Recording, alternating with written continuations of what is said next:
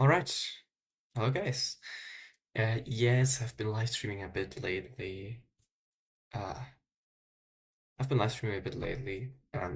Things happen. I've not done a lot of things anyway the last few days. Um, Actually I did, but like I wasn't really posting for quite a while. I think I should just start by mentioning how much I like customizing my new desktop. Look at this. It has Windows tiling features now. This is amazing. Um, what was the main point why I started live streaming in the first place? Um, the main point is I recently have done a bit Android modding, a bit more Android modding to be precise, and I've stumbled across some really interesting takes on that entire theme in the sense of it is quite debated, as a matter of fact, whether GSIs or custom ROMs are better, which is interesting in my eyes. Um, well, I can explain more in detail. I mean, you know,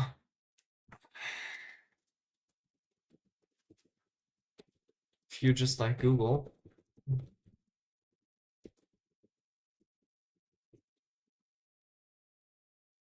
well, okay, wait. Okay, this is actually quite amazing. Tech lore.tech has this entire like debate going on. This is amazing. I'm just gonna steal from there.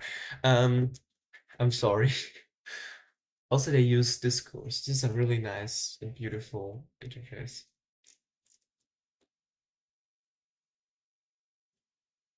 Oh,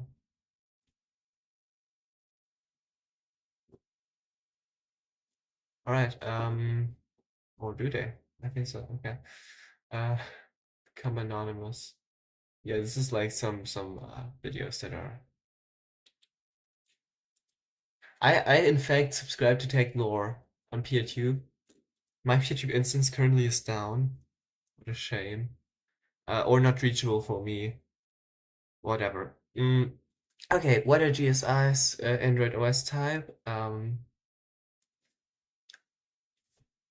iPad Wrap, Chinese phone, which only has support for Pixel OS, which is not the Google. Common funds with open for GSIs. Uh, I tried to find what these systems were. As far as a great system, running a lot of Rust, no explanation. Yeah, you know, this is quite. I'm not wondering.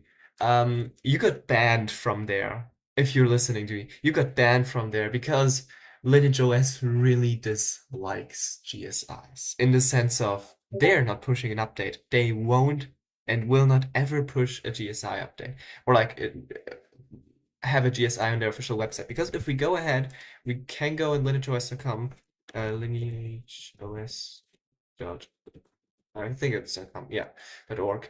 Um, we see infidelity, security, privacy, longevity, uh, get Lineage OS now. And they do sort of a GSI, but it's not really a GSI because it's not a generic system, which is really just made for the phone that you have like imagine I have a Fairphone. Well, I don't. Okay, something that I actually do have. Imagine I have a Switch, for that matter. Uh, um, and I have a Switch V1.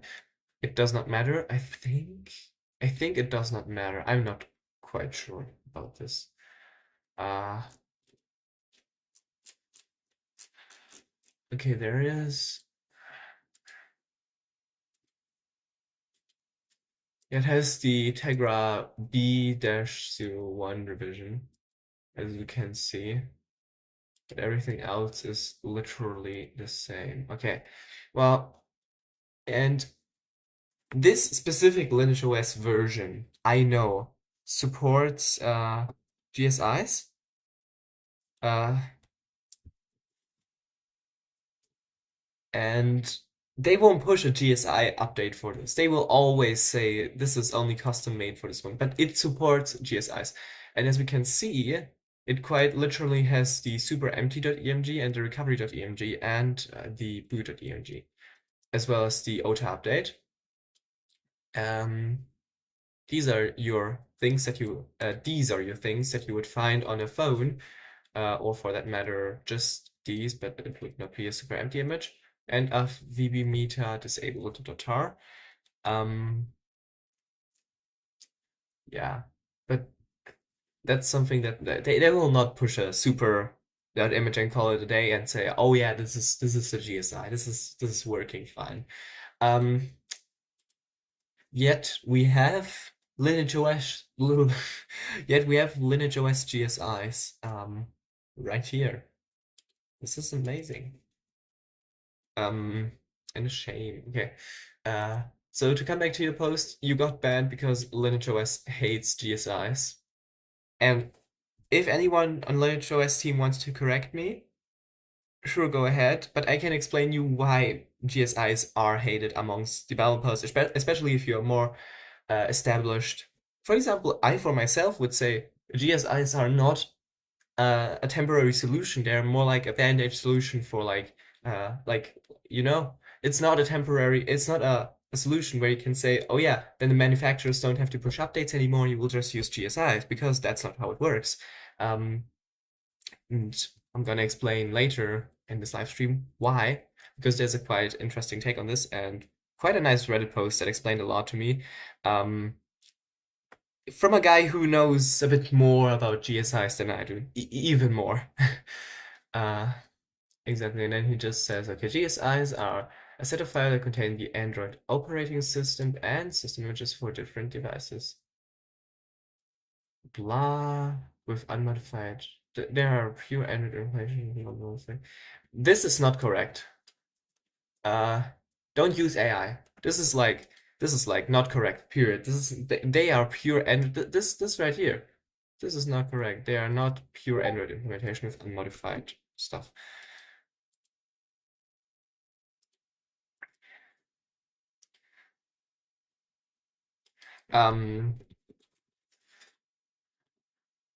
Any device running Android 8.1 or higher can run successful GSIs, which is only partially true because, like, if you have Android 8.1 or Android 8.0, like my Sony has Android 8.1, it will not run a GSI because it has, yeah, this is like GSIs are also not really a solution. You just have to have a well-supported device, so it's not quite generic in that regard.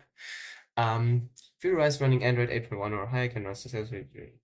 Okay, so let's break it down. Everything from Android 8 to Android 10 is a GSI or not GSI mess. I mean, you can have, for example, my A5 from 2015. This one has a Lineage OS ROM, not officially, but it still has one, but no GSI support. And it runs Android 10 fine, but no GSI support. And then you have my Sony XA1 that runs Android 8.1, I think, or 8.0. But it has, in theory, GSI support and also has in the recovery something called System Image Flash. But it's running Android 8.1 again and not Android 10 or anything. And then you have my P Smart from 2018 that also has GSI support and a bit more modern GSI support, which runs Android 9 but can be updated up to Android 11, I think. I'm not quite sure. Let's get first impressions on the A5.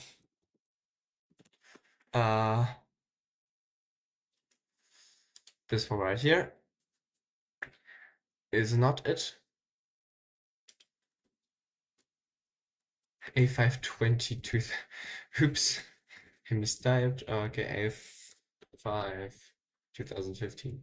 Lineage OS 17 and 15. And 14.1. As you can see, it has all the way up to,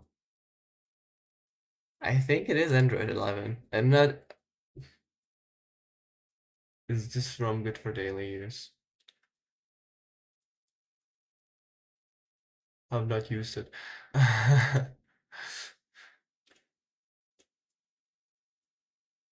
I'm not quite sure with the Lineage OS naming scheme, I have to admit. I'm always looking that one up.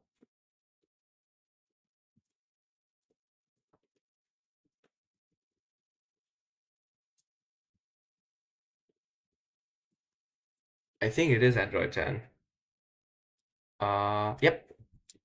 So yeah, the A5 supports up to Android 10. And the A5 2016 is supported. How amazing. And this thing is supported up to the it's not maintained anymore. It's also supported to the 17.1. And this is also quite funny because 17.1 just differs a lot from 17.0. And yeah, well, as we can see, this thing successfully runs Android 9 and has absolutely no GSI support for that matter. Um, this is also probably why they discontinued it, because I wouldn't develop for a device that is literally not documented at all and aging not very well. And then we have the P Smart 2018. I said this one also was supported. An official method for unlocking the bootloader is not available. Yeah, there may be some unofficial take it risk, blah. And as we can see, this was actually officially developed by uh, them, which is something I did not know. Also, this will not work. You have to do fastboot flash recovery underscore RAM disk. Um, this is a big deal. This is incorrect. Technically, the wiki is now incorrect. Okay. Uh, yeah. Okay, pretty basic. Um, yeah, and I'm gonna use usually I use TBRP and flash everything there, which is easier. Um, but I was looking at the unofficial way of installing it, which is Lineage OS 19.1. Not at all. This is actually by me. This is a post by me. I appreciate no one answered that one. Um, okay. Lineage OS 20. No way they actually like got this one to work. I failed to. Oh, woohoo! Your phone is still locked, my friend. Okay. Well, I use Lineage OS 17.1 and Android 10 and 17.0 and also Android 10. So 17.1 is the P Smart and 17.0 is the other one. It's not a GSI because this is the problem with GSIs. I would not be able to use a GSI on my P Smart, even though it has GSI support, because it's a chip from Huawei, which is really badly documented. The high silicon Korean chip is something you don't want to deal with. Let's face it. Um, I think this one was it. Uh, yeah.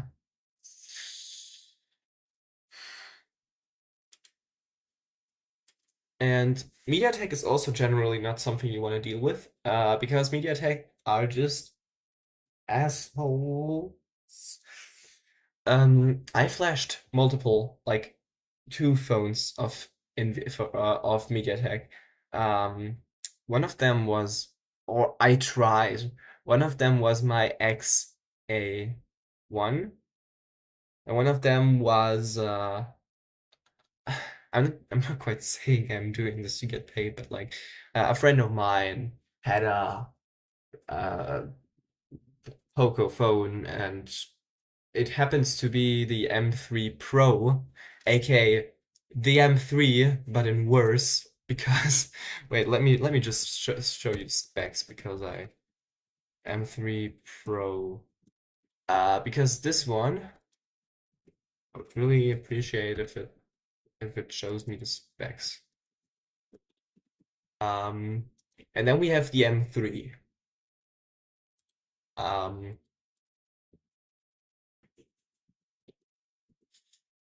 First of all, there's a beautiful thing that is called the bootloader unlocking wall of shame, but this is not the main problem. Okay, so the bootloader can be unlocked. As we can see, the chipset here is a MediaTek Dimensity 700, and as we can see, the chipset right here is a Snapdragon.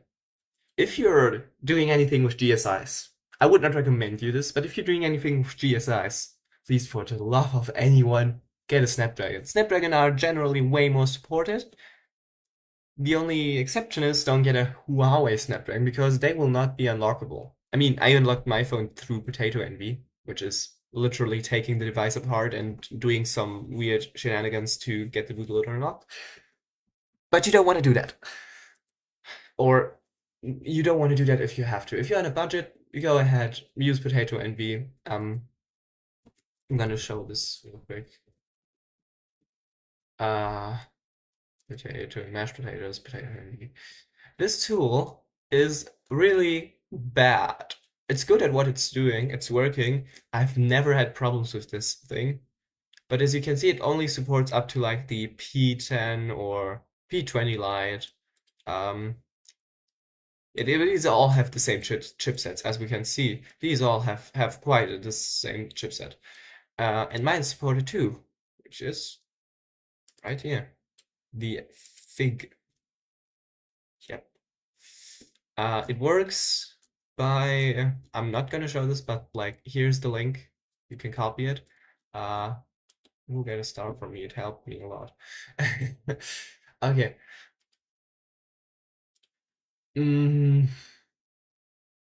So yeah, the thing is like if you have OEMs, okay, to get started, if you have like OEMs and if you have chip makers and if they are not quite compliant with a lot of stuff there, like for example, the Exynos got way better over the years, but it's still kind of a pain at sometimes. Um, so yeah, the bootloader unlocking wall of fame. This is something I wanted to show you. Um, I think we should do like start as repository. This is a good one. Yeah, as you can see, oh yeah, nothing is safe for now. I don't know what they are doing. This is really amazing. I'm gonna, my next phone gonna be a nothing phone, I think. Because nothing is like, I mean, even Fairphone, this is like amazing. Yeah. With EDR unlock, mashed potatoes, yeah. MTK client. This one, I mean, it's quite amazing. It says there are no universal way to unlock Qualcomm. But generally speaking, Qualcomm devices will have way more support than MediaTek devices, which is quite amazing or bad. And as you can see, there's no mention of the there's no real mention of the Exynos chipset. I think it falls a lot under the Qualcomm, and in terms of anything, it got quite a bit more support for the fact that only a few people actually use Exynos phones. Or at least I also try to avoid them and try to stay away as much as possible from them because, well, I myself have a S21 FE. It is quite nice to be unlocked, and I think it would fall under the save for now thing because I can easily unlock my phone. It's just not there. I don't see why you would like to avoid them. Yeah. Oh, right. Yes, I remember this. If you have the North American device, well, ooh, yeah, this is some problem. So, just saying, I would like to use, yeah, you see, any phones prior to the S23 with an Exynos SoC can be unlocked, if not carrier locked, regardless of the region. In this regard, Exynos is probably better, but this is a mess, really. I gotta have to say I had a lot of luck with Samsung phones. Up until the A5 2017 that actually bricked and I have to fix currently, or I'm working on fixing it. My A5 2015 had no problems. My S21 had no problems. I think I just, had a lot of luck there. Um, this is amazing. Uh, oh yeah, true. If you bought it for elsewhere and sun carrying consistent to brace yourself for all the breakage coming. This is correct. Yeah, I can only call over 3G, uh, thanks to Samsung's proprietary implementation. And well, my camera, I can access all cameras. Camera X is, uh, at least for my phone, for the S21 FE, camera X is quite working fine. Um, the problem is their camera app will not run on any other device, and this is quite a bummer. If you need to do good photos, the camera just will default to a lower resolution in general. So there's not a lot of breakage, but there's a lot of downgrading when upgrading to a custom ROM. Quite ironic. Um, yeah, this specific thing with calls, I had the problem, but calls are one thing, but if you don't receive SMS, I mean, I can still call over GSM, I can still call over 2G. We have these networks here in my region, but I will. This is a big deal. If you can only receive SMS over 3G, and we here don't have a 3G network anymore.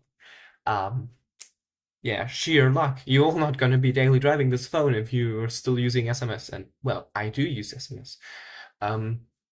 So yeah, I'm looking forward to flashing a custom ROM again at some point in time, but currently there's no real way of doing it properly, so I'm just using DSU the entire time. It's not ideal. It's working, and I find myself most of the time in One UI because it just, you know, the breakage.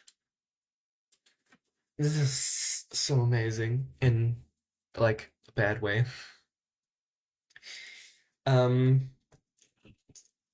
Proceed with caution for Sony. Well, Sony is really nice. You know why? They're using ASP sources under the Sony Open Device program. Sony, I think, I mean, they have, what should I say? Sony is, in terms of openness sense, really flipping amazing. They're releasing a lot of things. They are even going as far as collaborating with Jolla to like get Sailfish OS on Xperia devices. Sony's Sony's like thing is generally really cool in terms of open sourceness. Um, and as we can see, uh, the device can be not unlockable in some cases and regions. So yeah, if you're again in North America, sheer luck, you're out of luck. Sometimes. So yeah, you want to just go generally as unlocked as possible, in terms of carrier lock, etc.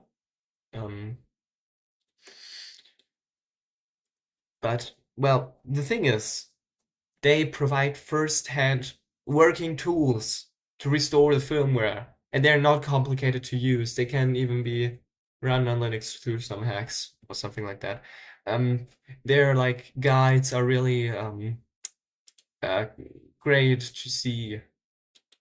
I still think I would really appreciate my next phone being a Sony phone. I said nothing, but I really like the Sony phone. And as you can see, this is so amazing.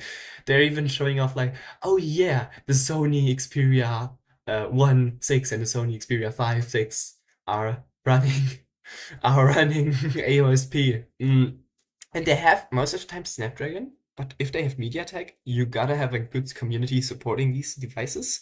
The X81 does not have it. It has a lot less open source in this sense because they really started doing this only, I don't know, like 2019 or something like that. The phone came out 2018 or 17. I'm not quite sure about that anymore.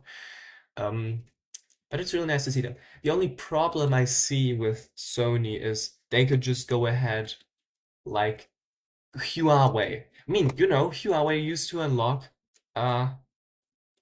used to unlock the bootloader for people. Like this, you would have a web interface. You could go ahead and I would say, I have a Xperia. Oh, you can have live with the Walkman.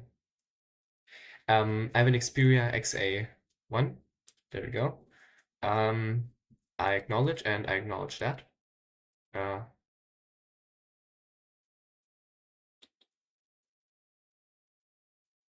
oh, wait, what? Why could I not be? Oh, wait.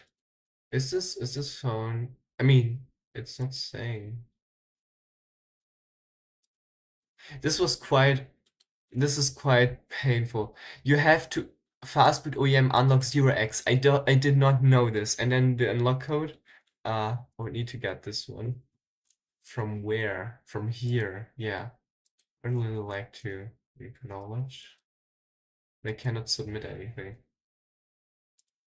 I know how to unlock it. I have done this already. It's like with this 0x and then just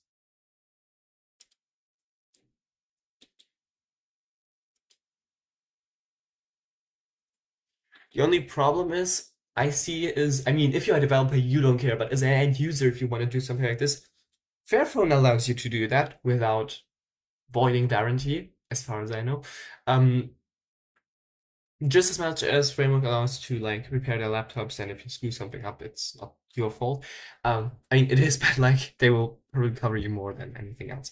But Sony is like, it's not like OnePlus. OnePlus, there's a forum post I remember. I remember seeing this. Someone said like, "Brick my phone. What you do now?" And OnePlus, the official OnePlus account, commented under this. Already been there once, which is quite amazing. Like if you have the manufacturer supporting you to encourage you to like customize your phone to make it yours.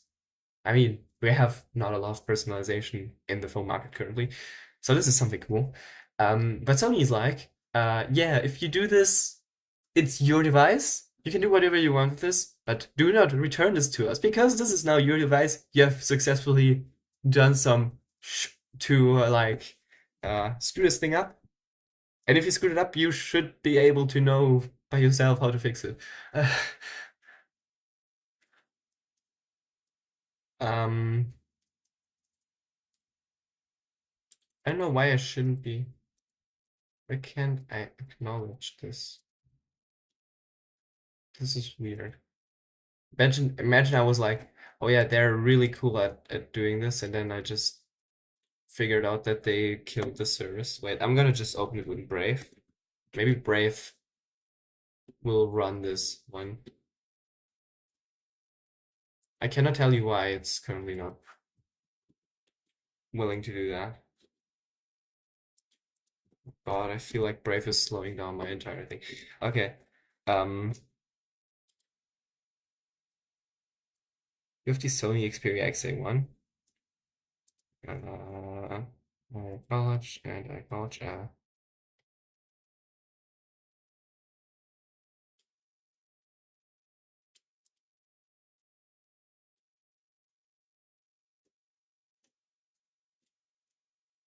Wait, did they kill the servers? Oh my goodness, I'm so I have not read. This is there we go.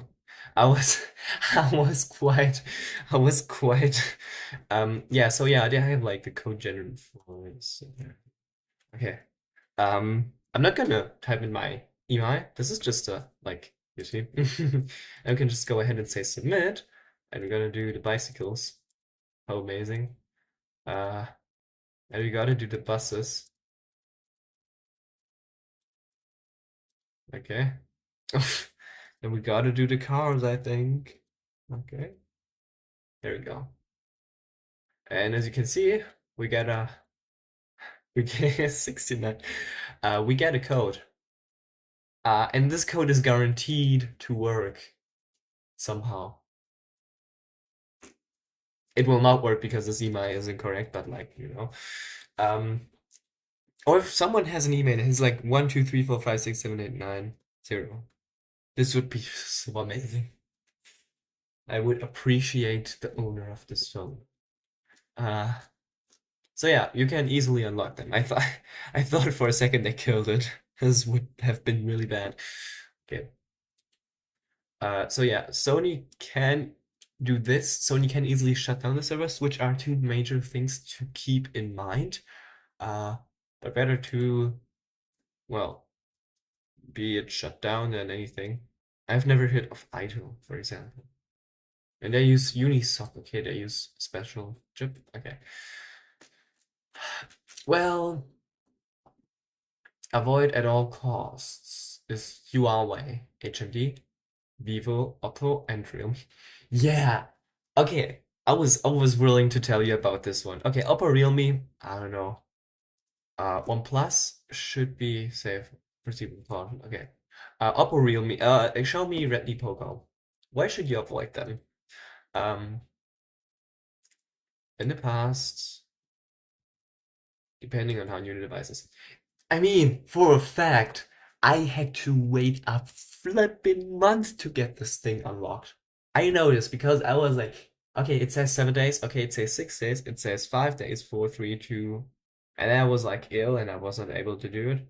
And it said again, 7 days after like 3 days, and I was like, what the actually?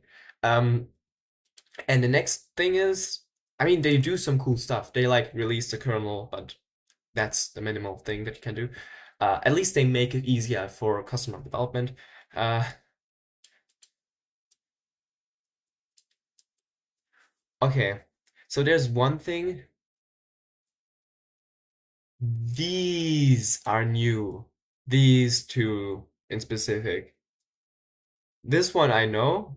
This one I know, but these two are new. And your account has to be like registered for 7 days or something like that to get your device even allowed to be unlocked in the first place. They do have a Xiaomi tablet. I really hate with Android One. What is Android One? Never heard this. What is Android One? Well,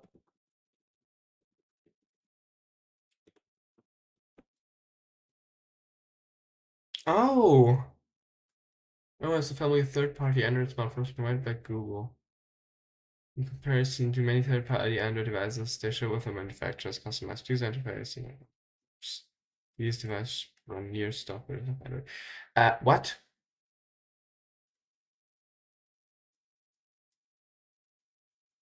Yeah, Android One sounds really familiar to me. If, for example, Motorola has quite Android One-esque phones, or Sony for that matter, has really Android One-esque phones. They're just, I think Sony's phones are the sweet spot between a custom UI and like a really good stock experience. Because if you just go ahead and slap AOSP on without Lineage OS, etc., you'll have a really bad time. But if you do something like Sony did, because Sony has their devices specifically. Um, they have some custom apps. They have a lot of stock apps. They have sometimes modified some stock apps to look a bit more custom to blend in into their design, which is something really cool. So they have a wonderful design language that they are chasing that looks not like from 2012.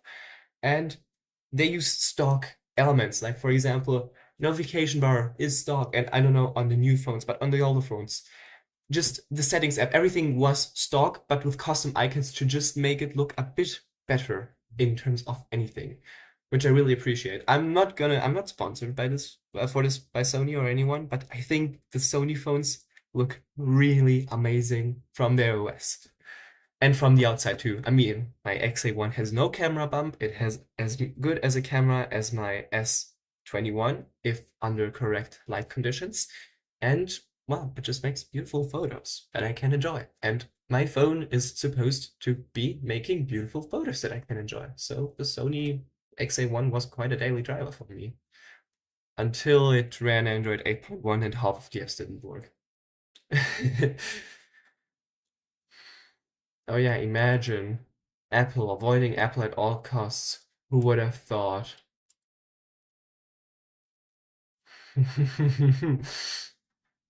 Yeah, boot from hardware-based and iBoot software-based exploits that you can run to do this. Yeah, checkmate or limerain. I mean, I use checkrain. Checkmate. I did use checkmate and I did use checkrain for jailbreaking my phone. It was an iPhone 6 that was not able to run some apps that I needed, which is why I did not use this phone for a long time. Yeah, I daily drove an Apple phone. You couldn't imagine. Uh, and for all the others, I'm not wondering about these. I mean, this one really wondered me. This Samsung one and this Motorola one wondered me too. I think these are some North American specific things. This page says most of our latest devices support the bootloader unlocking program only.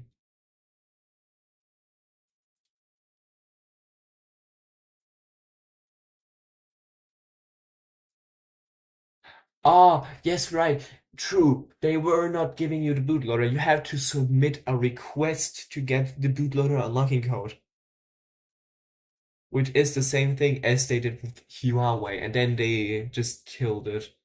Because really, to be honest, you Huawei. Um, HCU client is not working. Korean-based phones can be unlocked, so I would really like to use Korean-based phones. If you really have to if you really need to buy a cheap phone, you could use a P Smart 2018 if it has to be from Huawei, and then just go ahead from there because this one really is easy to install. It's just like any other Android phone with with its own system image and a bit quirks up its sleeve, but not really different if you have an unlocked phone. If you don't need to open it anymore if it's unlocked once, which is something really important. Uh,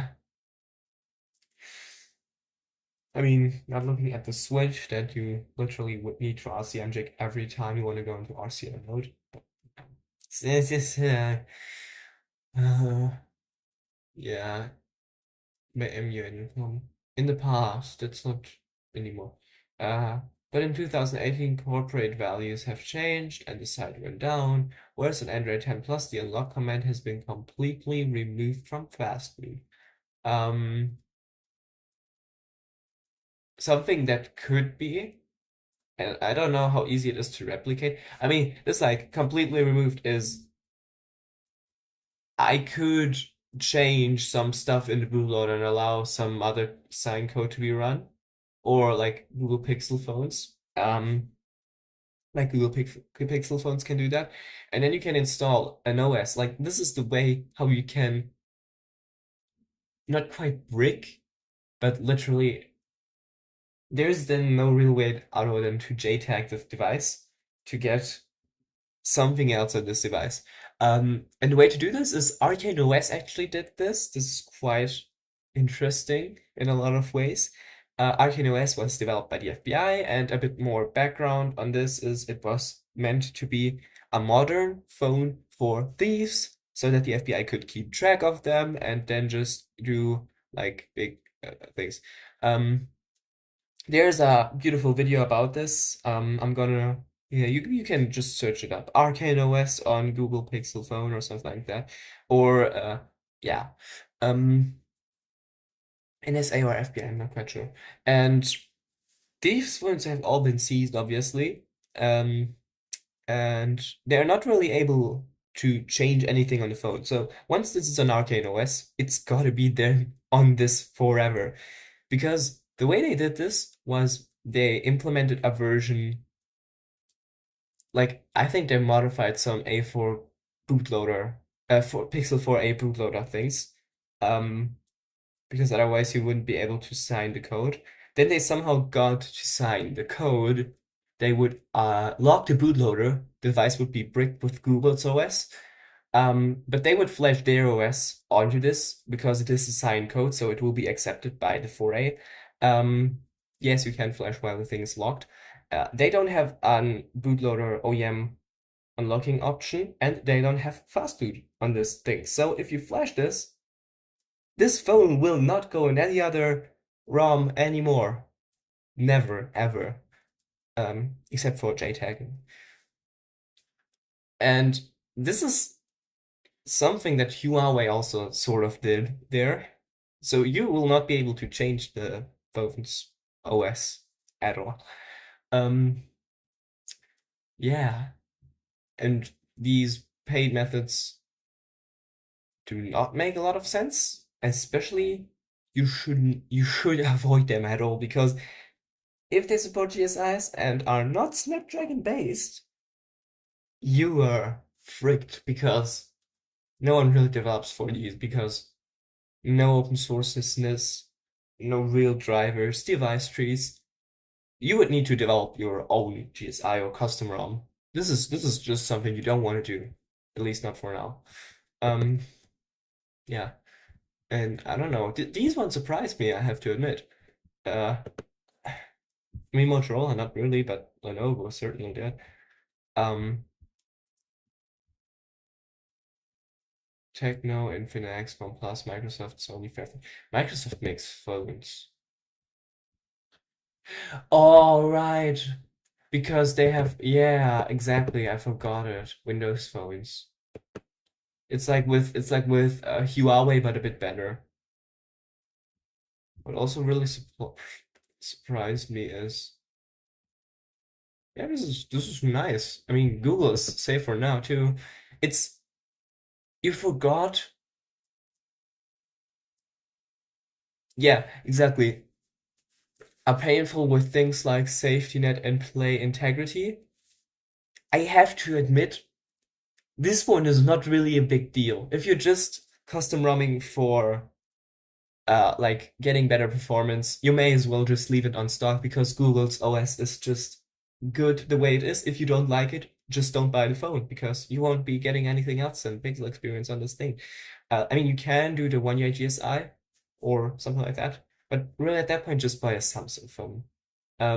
Or, you know, and in my eyes, I don't see play integrity as a big deal, because I myself, especially for me, it is not a big deal, because I myself custom ROM or GSI, not for the also a bit for the performance, but mainly because I don't want to Google on the device. And then play integrity doesn't matter to me anyway, because play integrity just is something about Google Play services. If I'm not mistaken. I'm not sure. I think the Play Integrity API helps to protect your apps and games from potentially risky. Yeah, Play Integrity is oh, it's on Android.com. So Play Integrity is not Google. Yeah, you TikTok. And this is also something that is really bad. I mean, you see, there are two ways in implementing Play Integrity.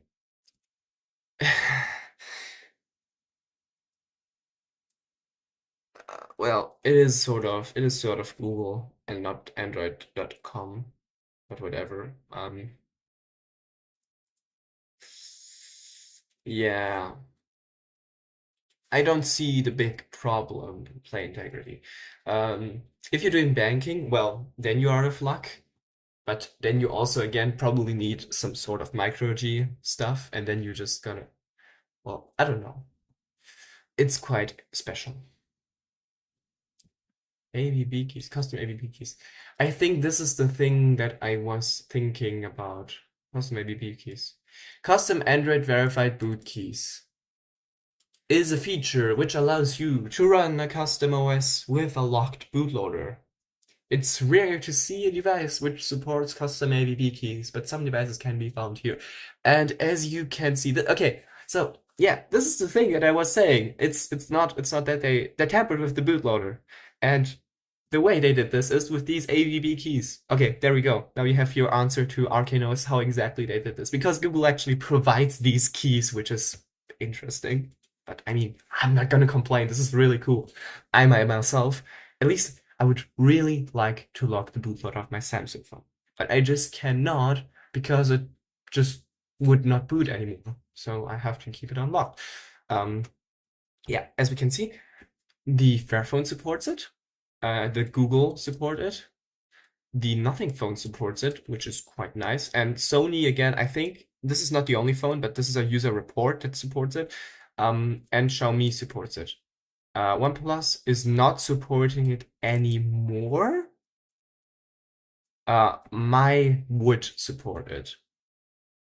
My bootloader version is not that new. This is really cool. This is really cool.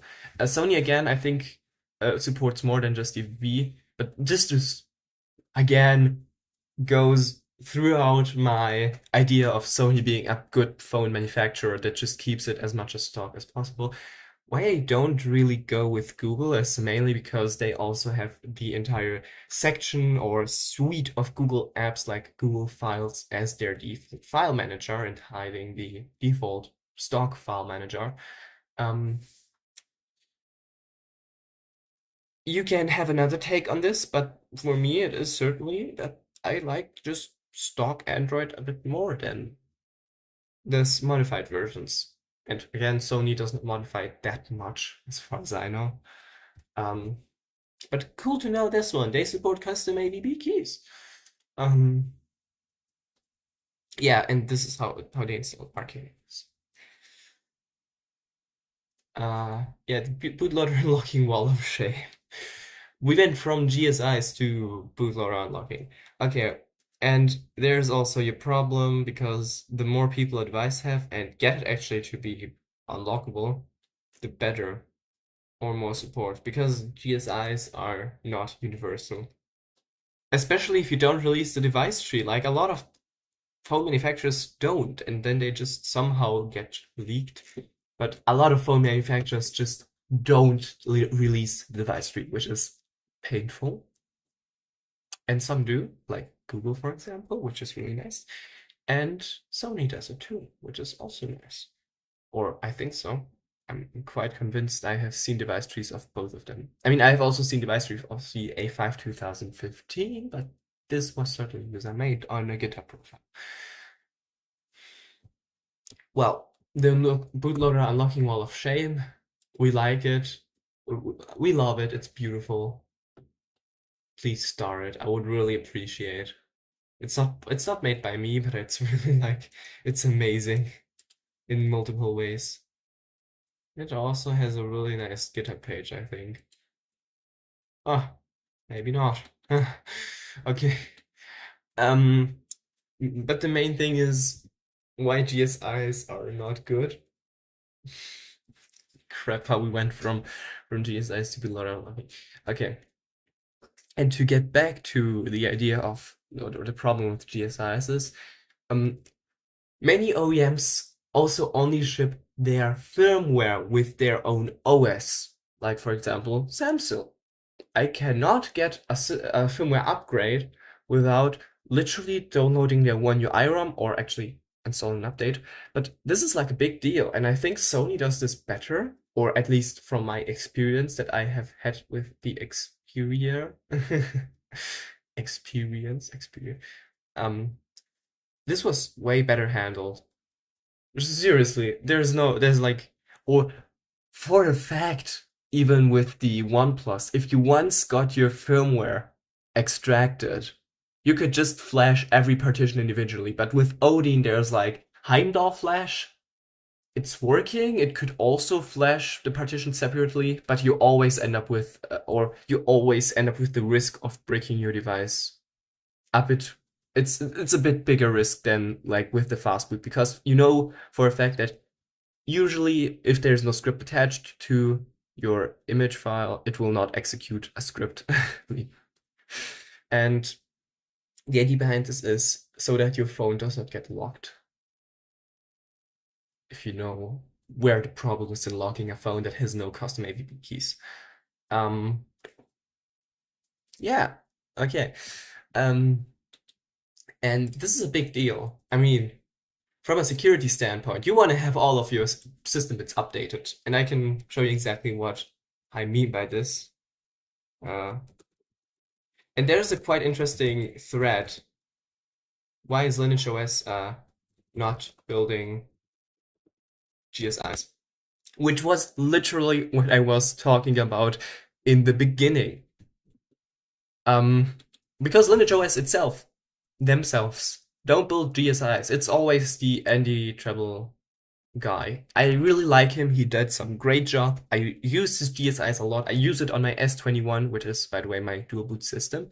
Um, I used it on the OnePlus 6. I used it on the OnePlus 5, or tried. I mean, I did use it, the A image, and then I just got to better Lineage OS, and then I used Ubuntu Touch. Um, well, he answered me.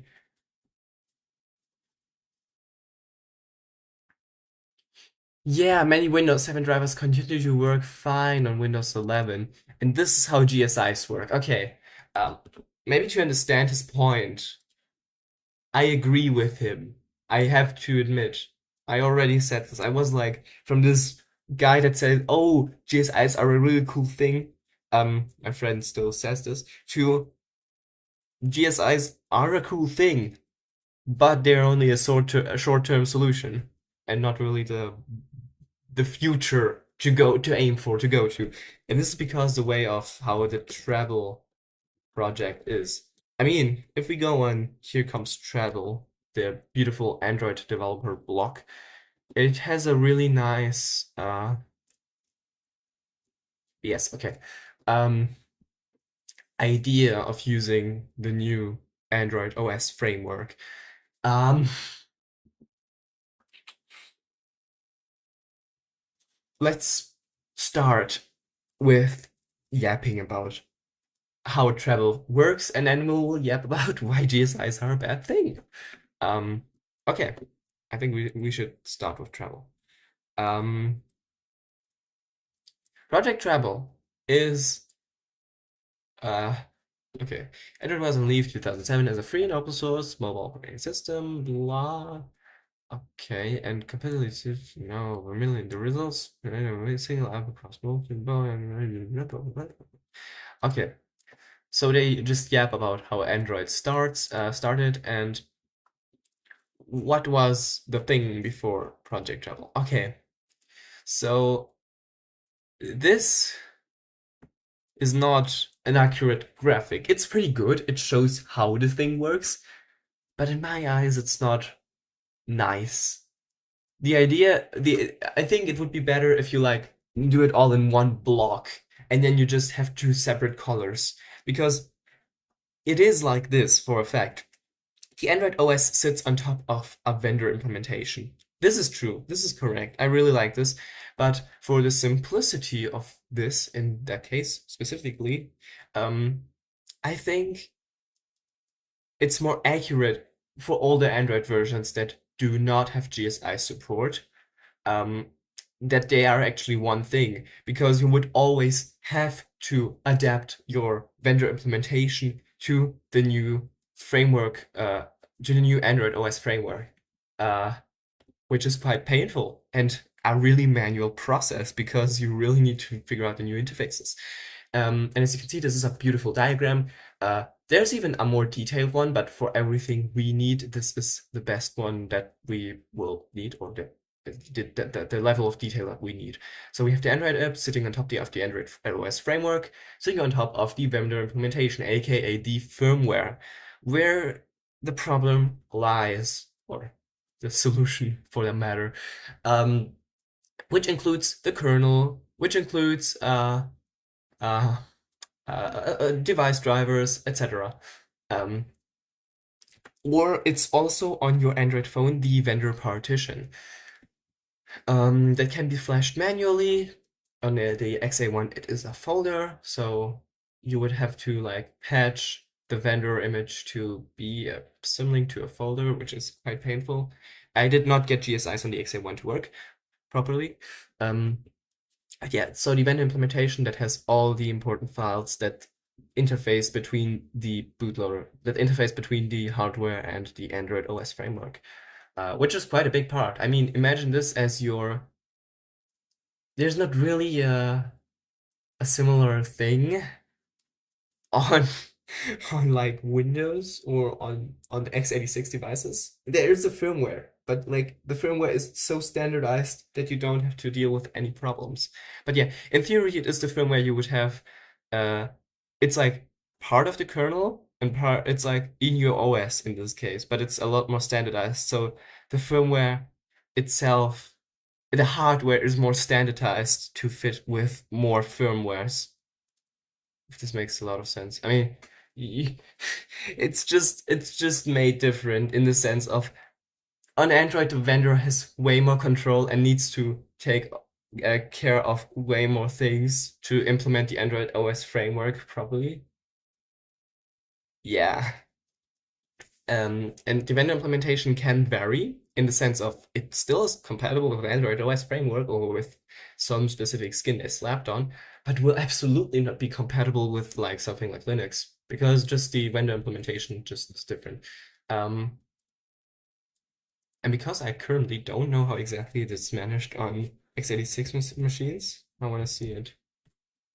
x86,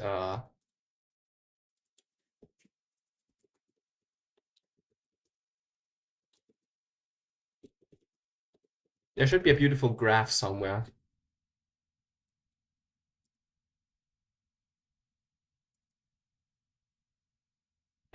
Okay, there it is. This is just beautiful. Okay. Mm, we have the CPU vendor that has some firmware. Then we have the IBV or the BIOS vendor. It can be also their own BIOS. It doesn't have to be independent. And then we have the. This is not a good diagram. I hate this. Wait.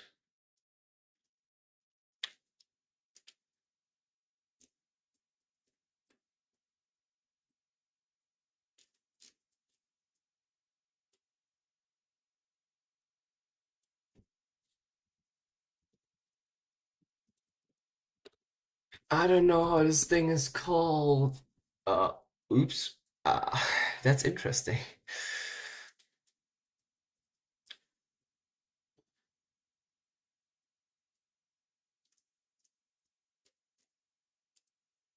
Hmm. Bliss OS starts to make Chrome OS things. Okay, maybe this is accurate. Yeah, this is exactly what I mean. This is like the interesting thing. And the problem is, I don't necessarily have the equivalent to GK is about facing down. Yeah, this is something we're gonna talk about. GKE is keep that in mind. This is an important thing. Um, Also, what is really nice about the Android things is you could technically have a 6.1 kernel on one Android phone, and it could run, in theory, the same GSI as a 4.4 kernel.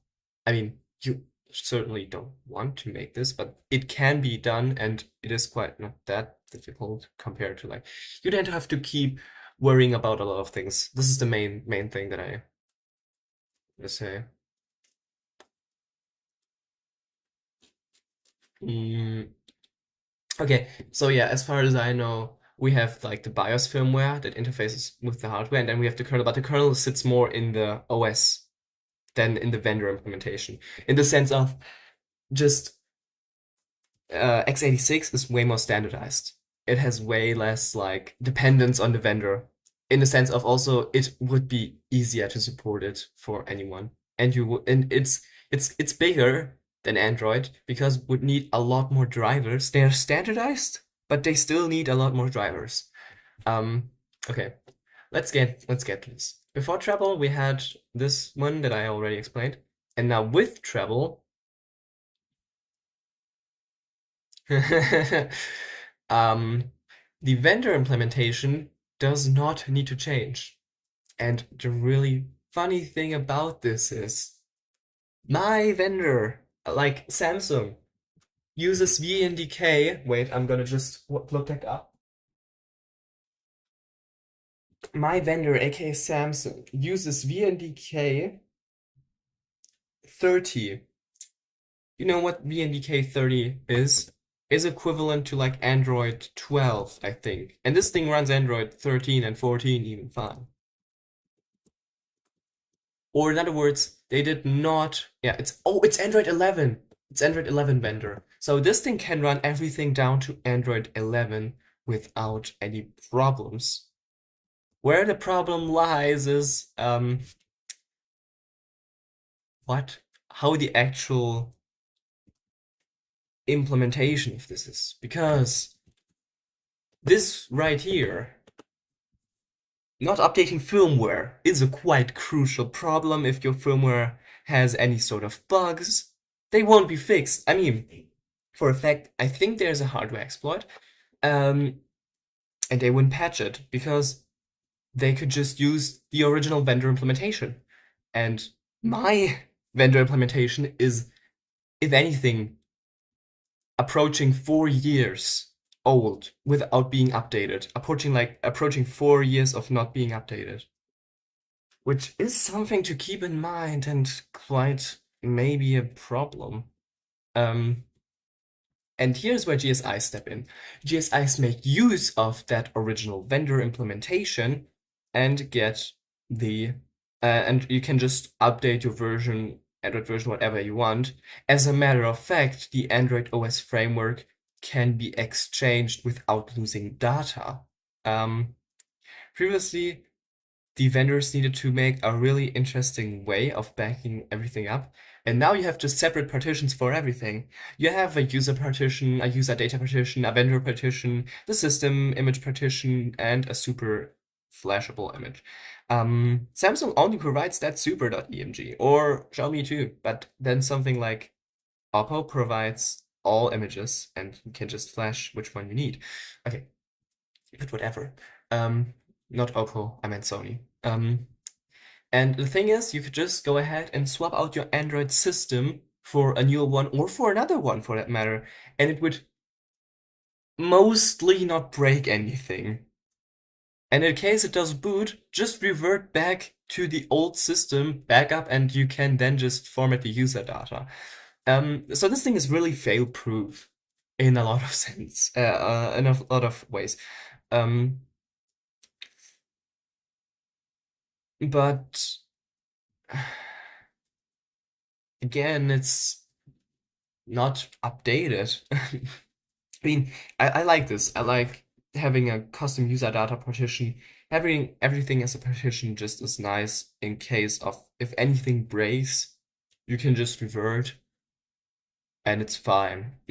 Also, you maybe need to disable encryption because otherwise all of your user data will be trash, but this is another thing. I disabled the encryption on all of my devices. I have a beautiful script that I always run. It's not safe, but neither it is to not be able to lock the bootloader because of missing AVB keys. But whatever. Exactly. So yeah, Travel just goes ahead and makes use of this particular concept, and you can just swap out individual partitions, like for example the Android OS partition or the system.image, and just keep the vendor partition. And this is the fundamental flaw with GSIs in general.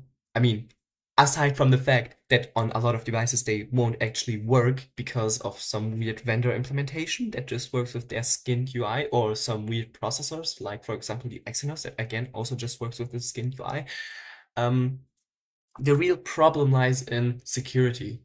GSIs are not that secure, and if you've read this, you can see what the problem is, and he is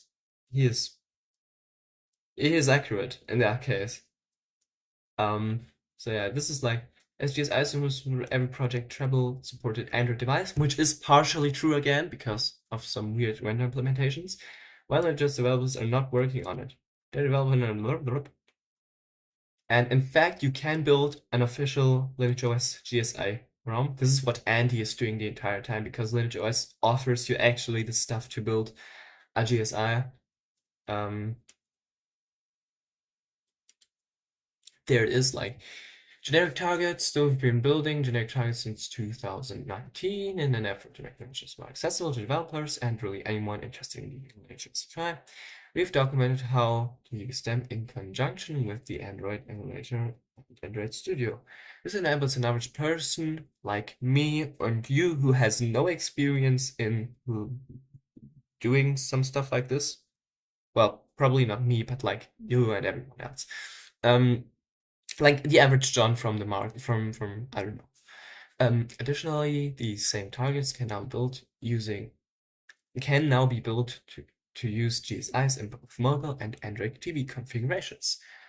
In the sense of that you could install a TV GSI on your Samsung phone to use it as a TV, which makes on S devices actually a lot of sense because they support something that is called Samsung DeX or HML or whatever you want to call it. USB-C DisplayPort over USB-C, and then you can just dock them and use them as Android TV. Um, using Google's projector, won't be providing official builds for these targets due to the fact that the user experience varies entirely based on how well the device manufacturer complied with Treble's requirements, which is what I was saying when some OEMs do some weird stuff on their vendor partition that, for example, only allows the skinned version of the OEM to be run on its phone. But feel free to go build them yourself and give it a shot.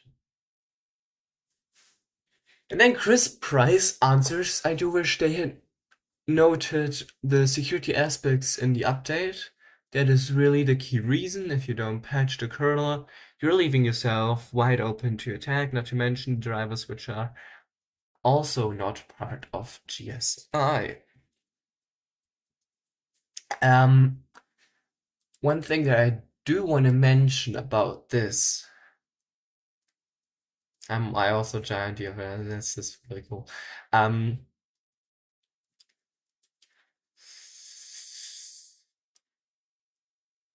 My vendor, that is called Samsung, does not release updates for the firmware. I mean, if you would do it, you would do it like this, and you would need to patch the entire thing. But more often than not, in this case, we might as well leave the bit 0 instead. Don't update it. Yeah, exactly. This was not. This was. I was not knowing this.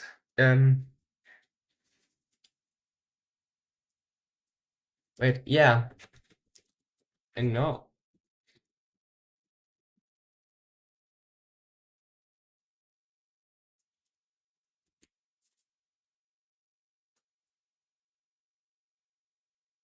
Wait, for a fact, this is quite funny because I was not remembering the fact that, like,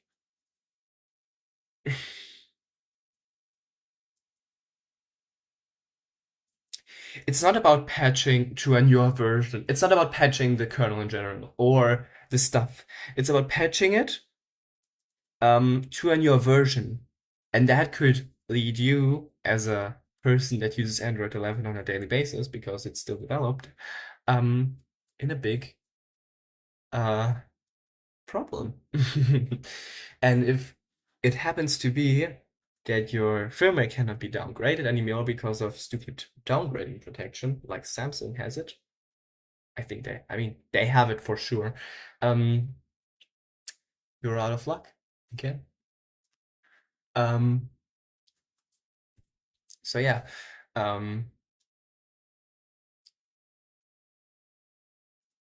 the thing is, there are vendors out there that do not update their GSK, that do not update their GK, like the kernel image, the KI. Just like with apps on the App Store, if the drivers all have platform extension, you should be running. Well,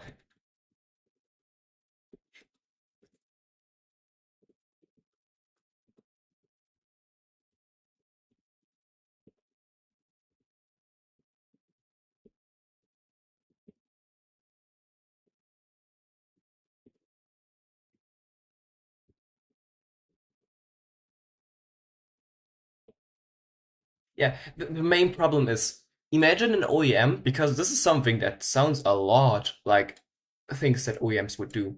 VNDK Lite just mainly is a bullshit ass thing to deal with. Um, you don't want to run VNDK Lite. You don't want to have a device that runs VNDK Lite, for the matter of fact.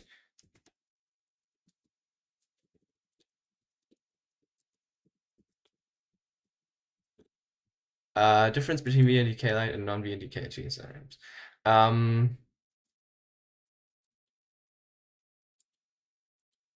Is a pain.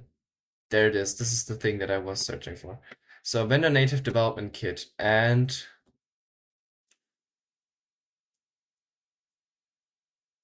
yeah, VNDK Lite is just like the idea of two different things that could do things.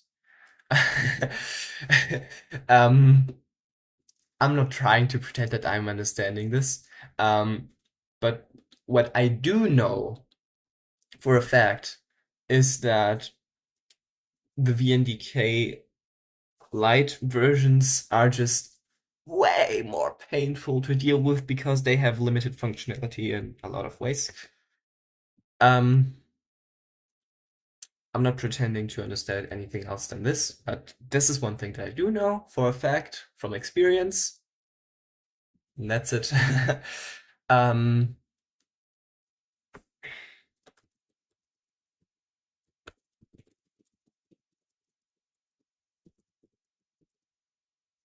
did the S21FE get any firmware updates?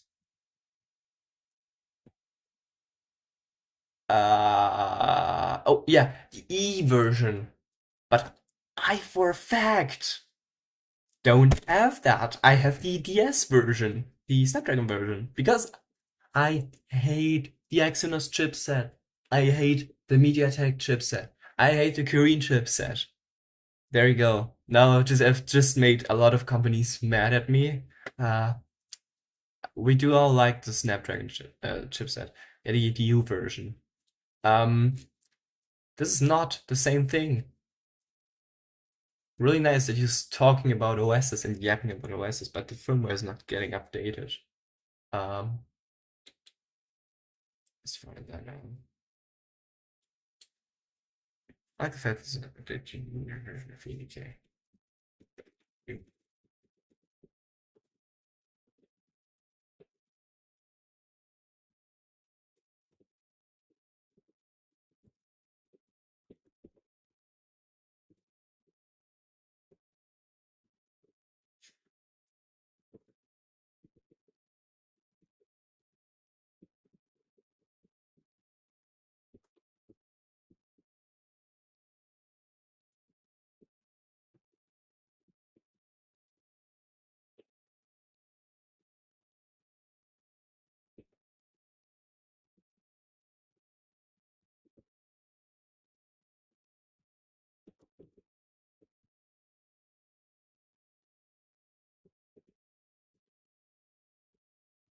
I mean, Google does that. I'm quite convinced that Google does that, and I'm convinced that Sony does that because they don't really need to skin their OS because it looks great already.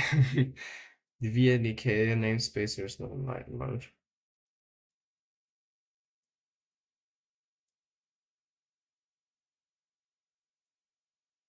Yeah, exactly. Okay, so you know what the official things from the travel info is from the travel info app. VNDK is not in light mode for my phone. The VNDK configuration is part of like separating different parts of the systems from each other, and VNDK Lite just um, does not do that. But it also lets vendors and OEMs do a lot more weird things, especially in terms of compatibility. Like you could just go ahead and cram everything into one driver.xbin file. Probably you can because of some weird restrictions, but in theory you could, and then this driver.xbin file would not be recognized by most Android OSs. And so this is the problem of VNDK. It's a lot about the system configuration.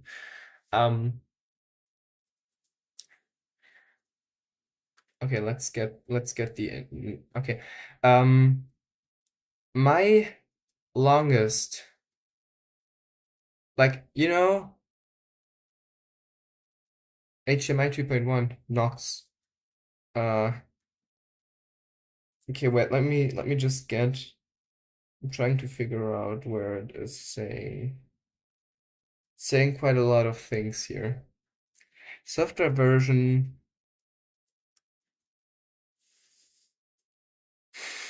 Where is it saying it? I don't know. I'm not quite knowing it. Yeah, okay. The build date of the kernel was the 3rd October of 2023. Well, the thing does get some kernel updates.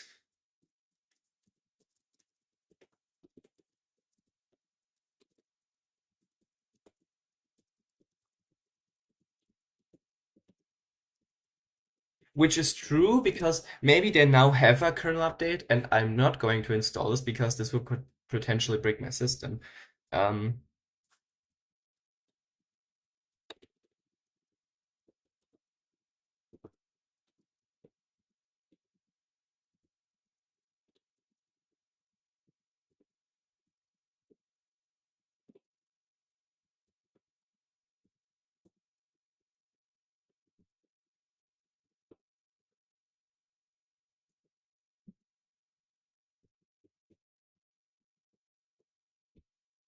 okay.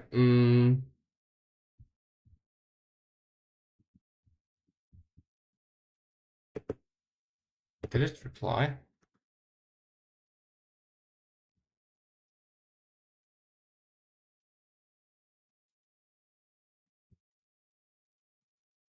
Huh? It did not reply.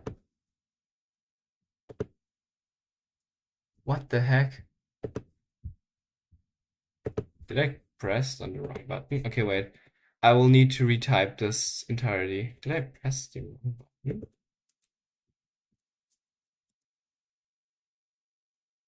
Alright, press comment.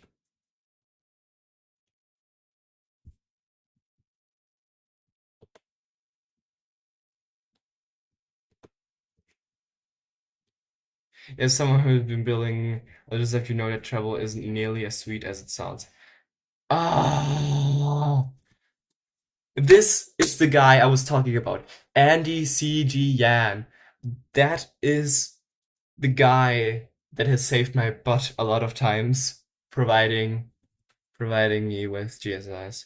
He's still up. This guy is still running flippin' GSI builds. He still builds a Lineage OS. I'm gonna just Treble isn't nearly as sweet as it sounds, so some devices simply won't boot, let alone meet the strict boot feature and security, but necessary official chart. This is so true. This was. Yep.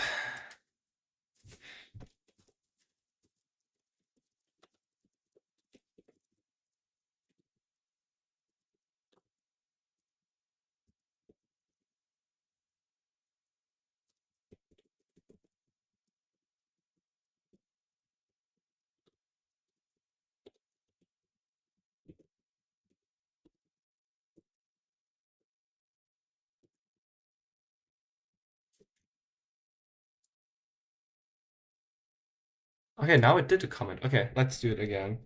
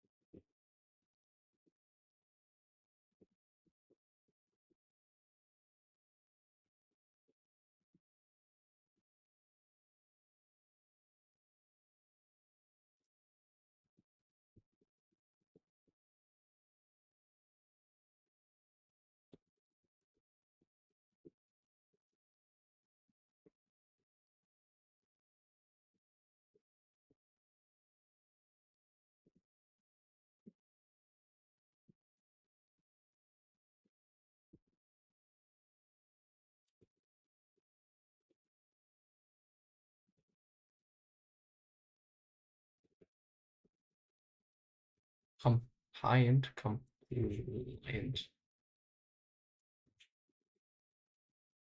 devices won't be getting updates you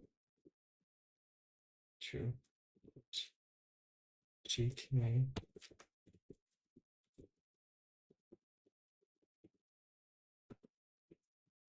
And yes, generic kernel images would be nice, but they would be like gigabytes.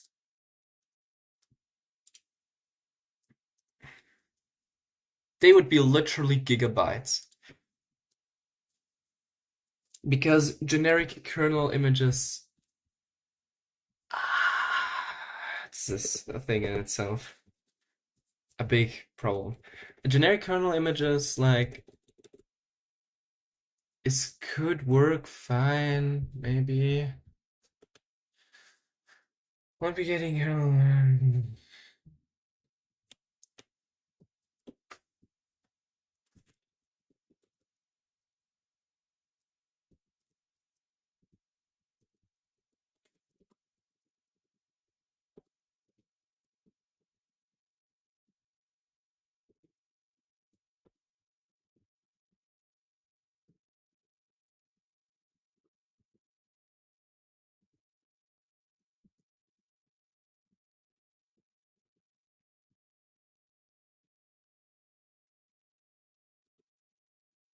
This is true.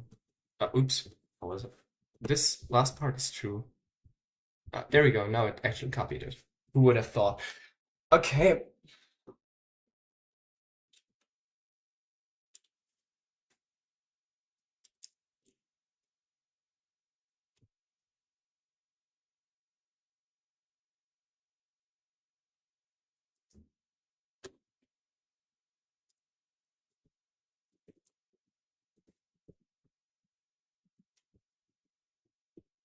It's a generic system image.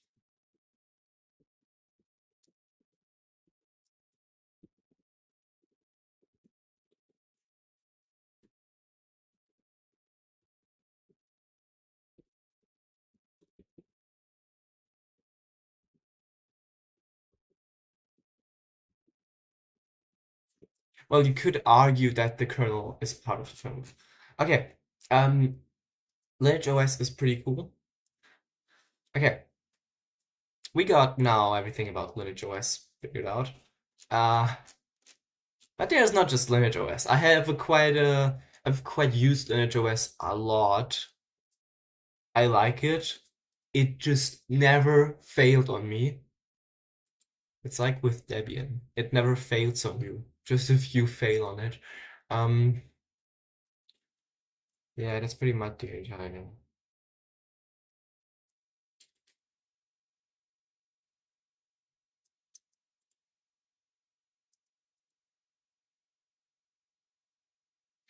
This is, by the way, not common practice that you should do. You should not work around it by literally removing your entire user data. This is not the way to do it. But anyway, it says that you could do it, and this is the partition size. Yeah, GSI plus GMS file size. So it might be bigger than your default dynamic partitions on your device. To work around this issue, you can delete some non-essential dynamic partitions. It's a deep product partition.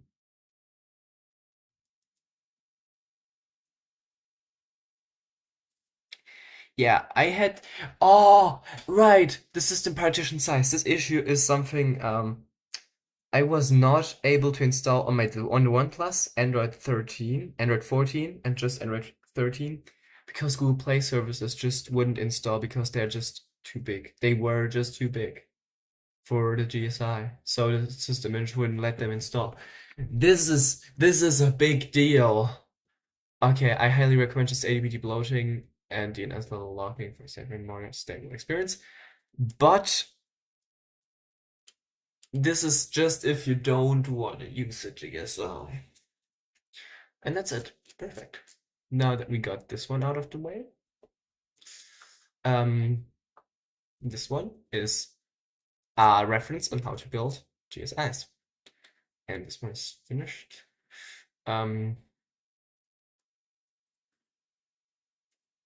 I think we've answered this one. It really depends. Like you could have a proper GSI with really nice and updated GKIs, but you could also just have a bad GSI, in which case the custom ROM would be better.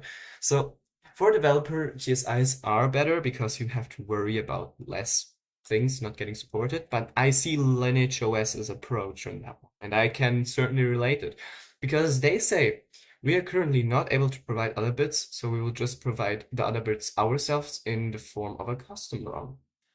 Um, like, yeah, not really like they're repacking the bits, um, which they say they cannot do with a GSI, which is totally reasonable. So yeah, as long as this is a problem with GKIs and firmware updates not being existent, I think that GSIs are just a worse solution or are just a bad solution compared to custom ROMs. But I see this going forward to actually be better at some point. I mean, if we list them out, it really boils down to security. And security just makes, I mean, it's quite an important thing. You don't want your phone to be hacked because of someone did not do their work properly. So yeah, it just all boils down to security and a bit more compatibility and the question whether GSIs are better or worse. I personally like them, but I really started to take everything with a grain of salt in that regard. Uh, would I recommend you flashing GSIs or custom ROMs? I think I would say it sort of depends on your device, but I think I would generally say, yeah, I would use GSIs, but it also depends on your device. For example, if you have a OnePlus 5, I would not recommend you to flash GSIs and would much rather go ahead with something like Lineage OS because they offer Android 14 and latest stability updates. Um, well, and you know, a GSI does not because the AB thing, because the OnePlus 5 is an A-only device. And the new GSI technology is AB. So yeah, the A-only devices came from the era where GSIs were a mess, and they are basically not really useful for GSI flashing. But usually, like with every new device that has AB support, I would say a GSI would probably be the better option if your vendor does not update the firmware anymore. If it does, I would not switch in the first place, but that's another thing that you have to bear with you. Um, so yeah, this would probably answer your question whether GSIs are good or not.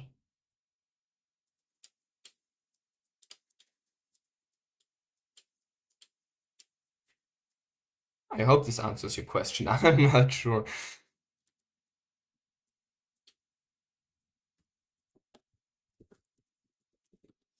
Mm, and then we have some legacy GSIs that are discontinued. Ah, there they are. Android 12L images, Superior OS. I like this one. Android 10 images, Android 9 images, Android 8 images. Um, yeah, true. GSIs just got way better. Watch this. We have now the sources, architecture, and security.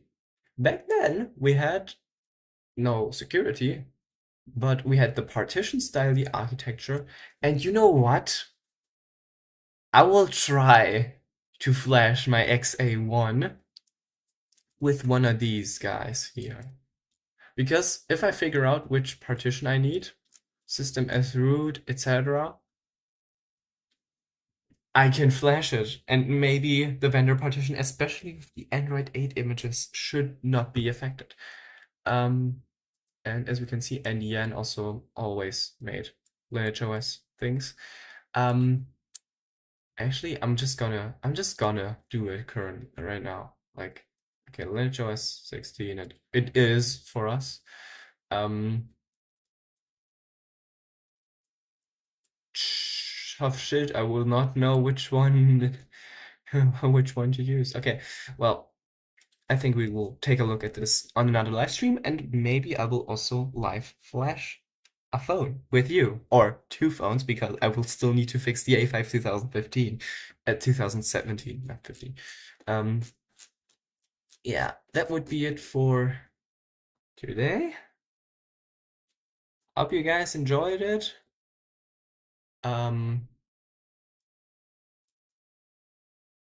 One more thing that I wanted to talk about is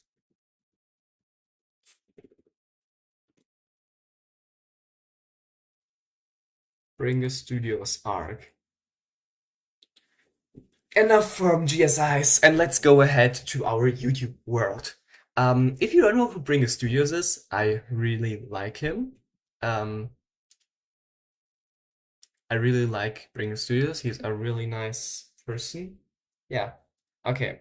I think I plan to do a stream. Okay. So, okay. First of all, if we scan the QR code, this is what would happen. Nope. Retry number 2. If we scan the QR code, this is what comes, and then it says to go to this video.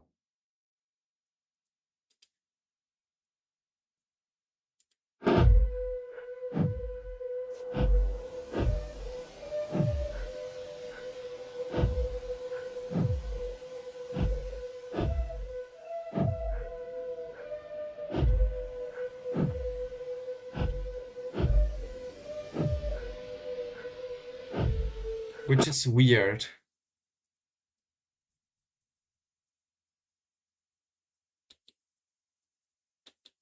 And then we have some other links that we have, like this one, Sunny Plays, which is quite weird. I have watched some of this already, as you can see, which is obviously important. I really don't know what this one has to do with it. One thing that came to me in mind throughout watching this entire channel is this merchandise is available for purchase. This is also quite interesting. Watch this.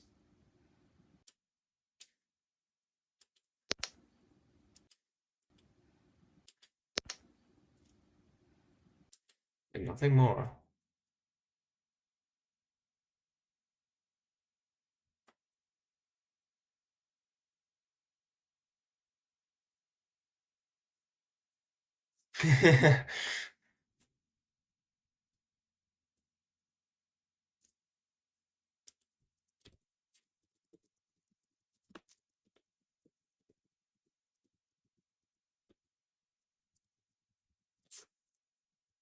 I will take a look at this video just in a second.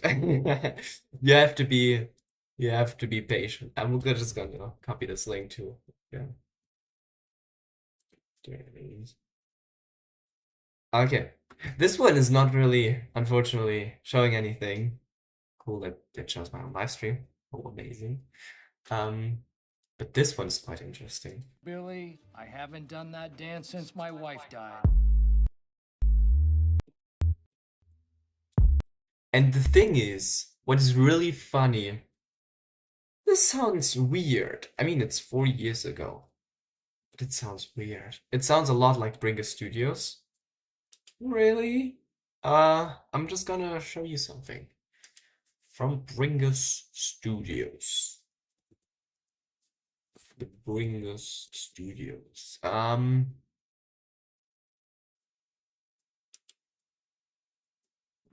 Guess what I'm wearing? Is it the new Bringus t-shirt?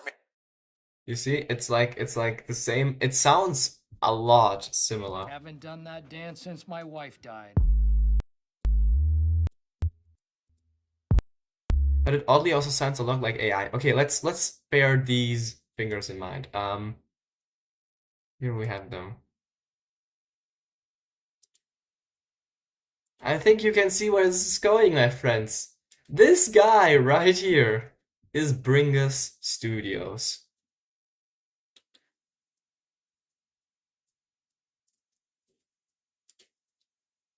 And I don't know what this channel has to do with this. This is quite interesting. But this guy is Bringus Studios. Or maybe his brother. I don't know. It looks, come on, it looks really, really similar. And yeah, that's anything that we got so far, unfortunately. If you have any clues, this is one more thing. Oh yeah, from this video. Gaming on a failed Steam Deck.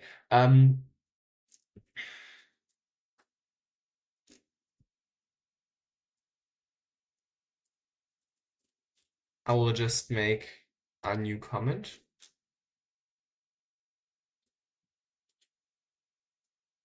And let me just screenshot both things. Take a screenshot. And we gotta take a screenshot of his hand. I will need to. I mean, probably Bringus Studios does not even know this.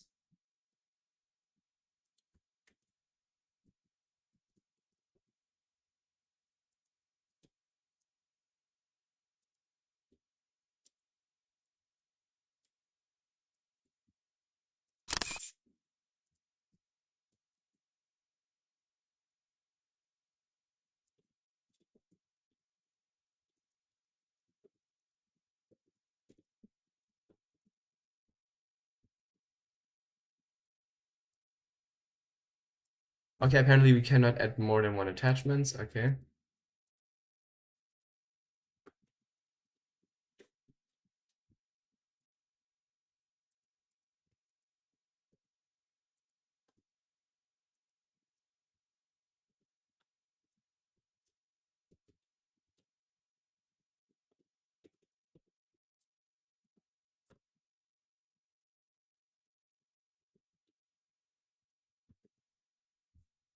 All right. Unfortunately, that's everything I know so far. I hope you liked the stream. I hope you enjoyed our staying together.